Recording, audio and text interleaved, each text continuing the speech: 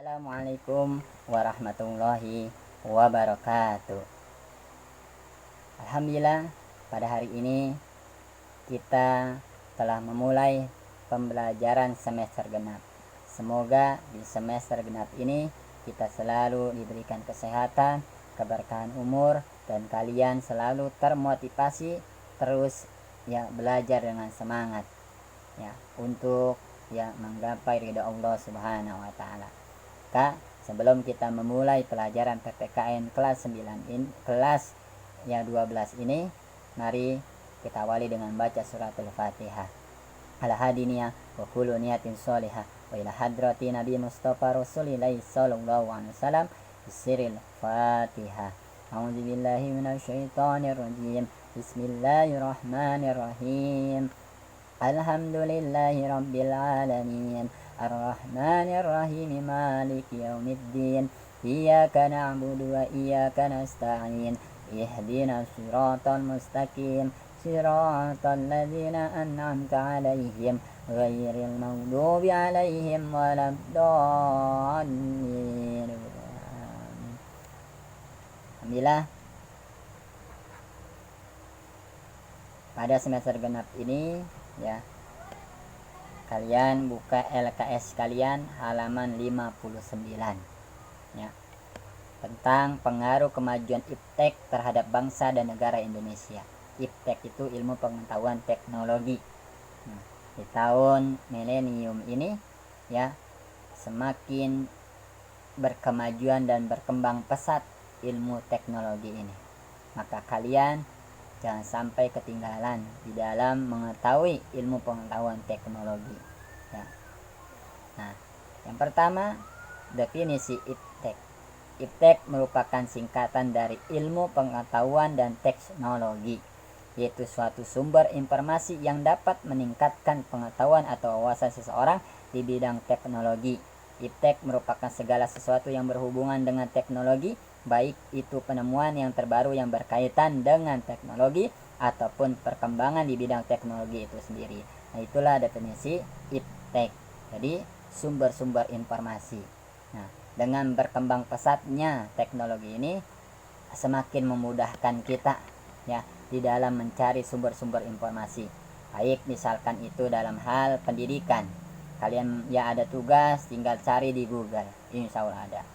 Atau kalian punya tugas pelajaran apa agama, PPKN dan lain sebagainya, itu tinggal cari di Google. Nah, ini adalah satu sumber teknologi yang berkemajuan, yang berkembang pesat sehingga kita memudahkan di dalam informasi. Dulu dalam berkomunikasi kita mengirim surat. Yang punya pacar kirim suratnya pacarnya, assalamualaikum yang beb lagi ngapain, udah makan belum, kirim surat. Nah, tapi sekarang dengan berkemajuan teknologi nggak usah pakai surat lagi, bisa email, bisa WA, bisa Facebook, IG dan lain sebagainya. Nah, inilah memudahkan komunikasi dan informasi. Ini iptek. Nah, kemudian faktor-faktor yang mempengaruhi perkembangan iptek. Apa saja sih faktor-faktor yang mempengaruhi perkembangan iptek? Yang pertama, peran pemerintah. Peran pemerintah adalah salah satu wadah untuk mempengaruhi perkembangan iptek. Dengan pemerintah memiliki alat pengadaan atau pembangunan infrastruktur, itu akan mempengaruhi perkembangan iptek. Yang kedua, sumber daya manusia yang berkualitas. Kita sebagai manusia memiliki kecerdasan yang tingkat tinggi di dalam memajukan dan mengembangkan iptek tersebut. Kemudian arus globalisasi. Arus globalisasi ini adanya hubungan antara negara-negara, semakin akan berkembangnya berkemajuan iptek tersebut. Yang keempat, pengaruh dari negara lain. Nah, adanya pengaruh dari negara lain ini adalah faktor mempengaruhi perkembangan iptek. Indonesia bekerja sama dengan negara Malaysia atau misalkan Amerika atau misalkan Turki, Mesir dan lain sebagainya. Ini adalah salah satu yang mempengaruhi di dalam perkembangan iptek. Nah, ya. Nah, kemudian iptek tersebut ya ada dampak positif dan ada dampak negatifnya. Ya. Dampak positifnya apa? Yang pertama akan mempermudah dan mempercepat penyampaian atau penyebaran informasi, ya. Yang tadi sudah dijelaskan Pak Hari. Kedua, bertambahnya pengetahuan dan wawasan kita. Yang ketiga, hubungan sosial antara masyarakat dapat berlangsung di mana saja dan kapan saja, ya, karena yang berkembangnya ilmu iptek. Yang keempat, sosialisasi kebijakan pemerintah dapat lebih cepat. Hubungan pemerintah dapat lebih cepat, baik itu misalnya kepada rakyatnya, ya, kepada negara lain, hubungan kepada negara lain akan semakin lebih cepat. Kemudian masyarakat lebih memiliki rasa percaya diri yang tinggi, ya. Kemudian masyarakat dapat mempublikasikan kebudayaan yang dimiliki ke masyarakat, ya. Jadi yang terakhir, mempermudah penyelesaian tugas atau pekerjaan, ya. Nah, itu adalah dampak positif dari iptek. Kemudian dampak negatifnya apa? Nah, ini yang mengerikan. Di dalam iptek, Anda saja kita tidak bisa menyaring, ya. Di dalam iptek tersebut, maka kita akan selalu melakukan perbuatan negatif. Satu, timbulnya jenis kejahatan baru, ya. Jenis kejahatan baru iptek banyak, ya. Seperti misalkan adanya kejahatan yang timbul antara lain penipuan, pencurian nomor kartu kredit, pornografi, yang nonton film-film yang gak baik. Nah, ini, ya. Pengiriman email sampah, pengiriman virus dan lain sebagainya, banyak, ya, dampak negatif yang akan terjadi apabila kita tidak bisa memanfaatkan iptek itu dengan baik. Jadi iptek ini tergantung diri kita. Kalau diri kita baik, maka kita akan bisa menggunakan iptek itu menjadi dampak yang positif. Tapi apabila diri kita buruk, maka kita akan menggunakan iptek tersebut dengan cara dampak yang negatif. Nauzubillah min dzalik. Maka di dalam agama dosa, ya, ketika kita menggunakan iptek ya yang dengan negatif. Hindari hal-hal yang negatif ini, ya. Gunakan iptek yang secara positif saja, ya, yang positif. Yang negatifnya kalian buang, kalian jangan ikuti, kalian jangan tonton, kalian jangan lihat, kalian jangan pelajari, ya. Itu saja penjelasan tentang, ya, kemajuan iptek yang ada di Indonesia ini.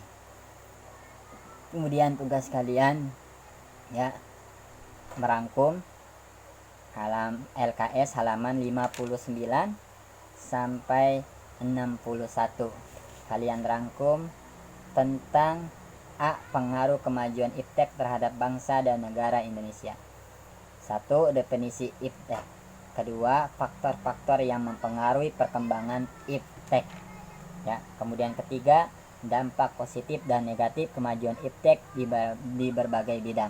Ada 3, ya, rangkuman, ya, 3 judul rangkuman yang harus kalian kerjakan di buku tulis, selesai dipoto, kirim seperti biasa di WA Pak Hari.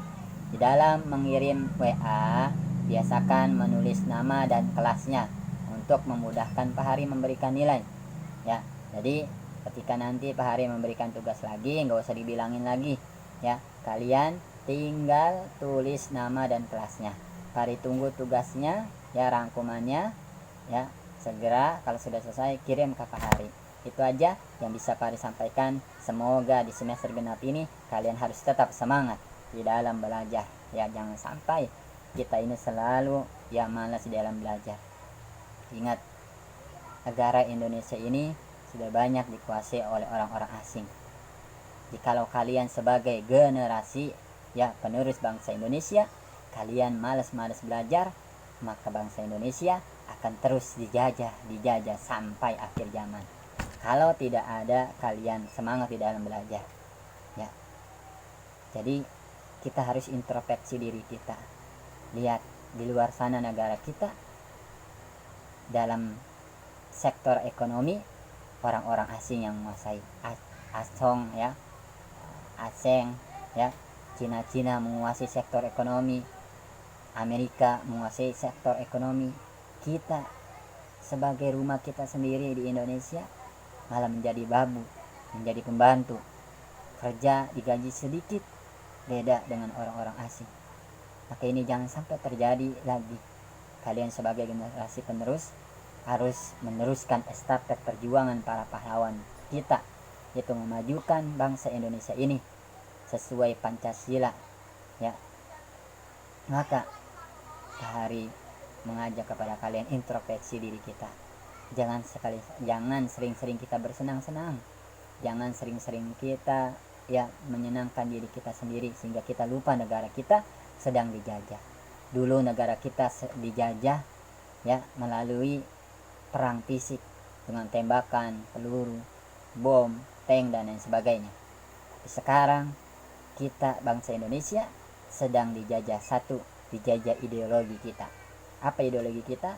Masuknya pemahaman, pemikiran sesat, ya, pemahaman PKI, pemahaman aliran sesat yang lainnya. Maka kita diajak supaya tidak berketuhanan yang Maha Esa. Nauzubillah. Kedua, kita dijajah budaya, ya. Generasi Indonesia, para pelajarnya, pemudanya, ya, supaya mengikuti budaya-budaya barat yang tidak sesuai dengan budaya bangsa Indonesia, yang sopan santun, yang gotong royong, yang saling membantu satu sama lain. Sekarang kebanyakan udah, ya, mementingkan dirinya sendiri, memiliki akhlak yang buruk. Ini adalah salah satu penjajahan budaya, ya. Kayak itu hari mengajak kepada kalian introspeksi diri kita. Yuk bangkitkan lagi bangsa Indonesia untuk menjadi bangsa Indonesia yang bermartabat, yang berakhlak mulia, yang maju. Kemudian yang ketiga, kita dijajah, ya, ekonomi. Lihat, semua sektor usaha orang-orang asing yang menguasai. Kita hanya sebagai pekerjanya yang digajinya terbatas, bahkan ada yang digajinya sedikit, bahkan ada yang gak digaji. Nauzubillah min dzalik. Ayo kita bangkitkan bangsa Indonesia.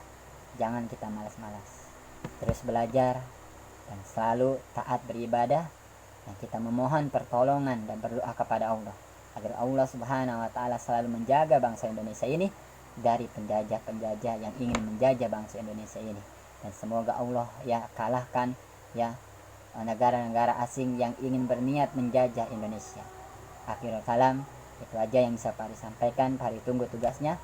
Assalamualaikum warahmatullahi wabarakatuh.